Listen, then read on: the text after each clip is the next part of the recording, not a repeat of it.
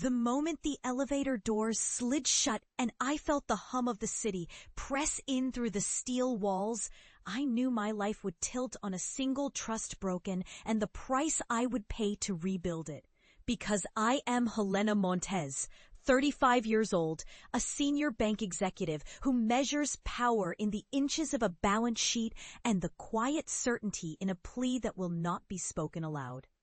And I have learned that ambition does not stroll, it stalks, and it takes with a smile and a plan. I stand at the edge of the river of numbers every morning and tell myself I am not just building a career, I am building a shield, a fortress where no one can hurt me without paying the toll in cold, clear sums. And I am careful to keep that shield polished enough to pass any audit, but heavy enough to crush a careless mistake. My hidden ambition is simple and dangerous, to reach the very top of this firm, to see the city from the high windows where only a few names echo in the glass, to be the one who makes the decisions when the noise of fear fades away.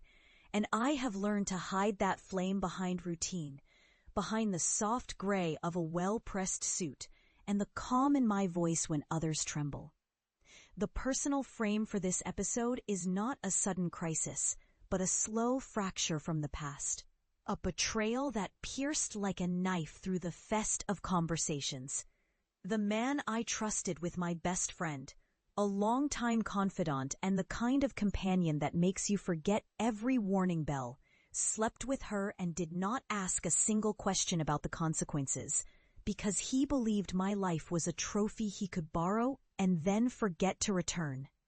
I found out in the quiet hours after a long call with a client, a memory that tasted like pennies and regret, a truth that refused to stay buried, and that truth cut a line straight through my heart as if it were a ledger entry that could not be balanced and would not be erased.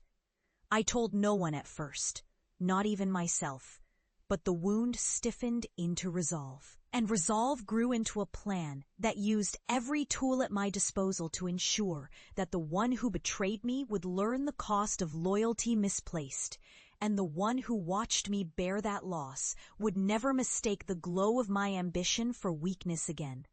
So I set the stage with a calm that scared even me, because in the world of finance, the calm is a weapon, the quiet is a signal flare, and the first move is to return to the table where promises are kept or broken in plain sight. I remember the day the notice came that a former avatar of risk, a man who had once walked beside me in both triumph and tantrum, had resurfaced with a resume and a smile that had not aged a day, as if the years between us had never happened. He had learned to speak the language of the street and the language of the boardroom with equal ease, and he wore it all like a badge he hoped would grant him forgiveness, or at least a seat at the table. He wanted a job, a chance to prove he could steer a ship that once looked toward him for guidance, and I could have said no and kept the illusion of safety intact. But I had learned that vengeance does not come dressed in loud language or loud victories. It comes in the form of strategy, the patient plan that leaves the other person with nothing but their own mistakes to explain. I arranged for him to walk through the doors of the firm again, to sit in a chair that would test his loyalties, and I did not reveal the real reason behind my decision to hire him.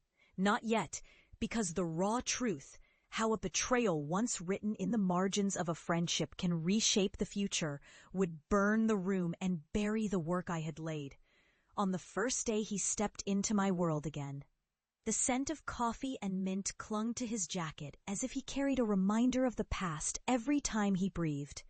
The room around him was not just a place to work.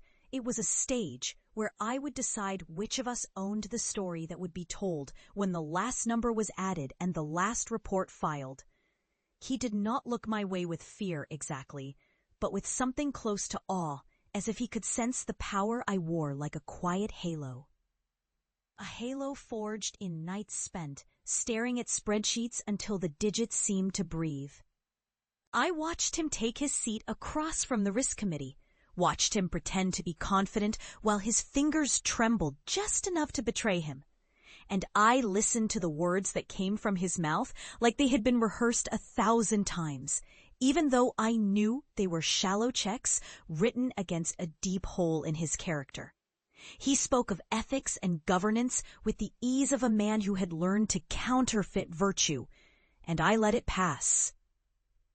Because the most important lesson was not what he said, but what I could do and what I would allow him to feel when the truth about us finally cracked the surface. The months followed with a slow and exacting rhythm, a metronome of tests that kept him humble and kept me vigilant. I watched him misinterpret a small risk as a cue to push forward, and I allowed the misstep to become a lesson in a way that would sting him more than it would me. I fed him data that seemed to support his argument, and then showed him a final piece of evidence that contradicted him in a way that could not be explained away. A moment where the line between truth and deception became a single bright thread he could not ignore. It was not loud. It did not shout. It whispered through the hallways, a slow, falling curtain that revealed to every onlooker what they had known all along, in their own doubts. I let him carry the weight of those small, careful betrayals back to his desk, and I watched the corners of his mouth tighten with the realization that he had chosen the wrong ally and the wrong future. He began to learn that my patience was not a blanket to hide under, but a blade to carve out the truth. And I could feel the look in his eyes shift from confidence to calculation. The way a suspect reconsiders every move when the room grows cold and the clock seems to mock with its steady, unyielding tick. The real turn came when the board asked for a project that would test our ability to protect a fragile client relationship while navigating a market in flux. He argued for a risky tactic that would inflate short-term numbers but risked long-term trust. And I offered a different path, a plan that required discipline, transparency, and a willingness to be unpopular if that is what it took to protect a client who trusted us with their future. He tried to push forward anyway, a final push to salvage pride at the expense of principle, and in that moment I did not only stand my ground. I stood the ground we all share in the trenches of finance. The ground where reputations are made or broken by the integrity of a single decision. I did not let him win that day, not with words or with threats, and I did not need to humiliate him in front of the room, for the true coup is to reveal the truth with quiet, unbreakable certainty. When the numbers were laid bare and the room watched, the plan I had kept hidden came to light, not as vengeance alone, but as a safeguard. And the board saw what I had known all along, that this is how power is earned, not by loud bravado, but by quiet, relentless purpose. What followed was not a grand spectacle, but a cold, undeniable outcome. He was reassigned, not fired, a move that allowed him to reflect without the spectacle of public shaming. A choice that pleased no one more than me. Because revenge should never satisfy more than justice, and justice should always be a cleaner wound than rage. Yet even as I watched him step down into a role that kept him in the light of the firm, but far from the heat, I felt no joy in the spectacle. The victory was in the balance sheet that finally reflected the truth about loyalty, the truth about harm, and the truth about a woman who learned to use every edge she possessed to protect her people and her future.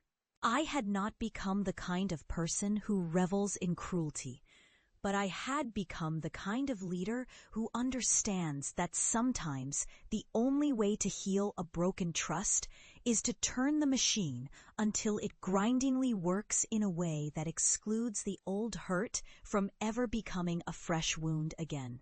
The months after that decision were not simply about power regained, but about a redefined sense of safety for the people who trusted me. About a culture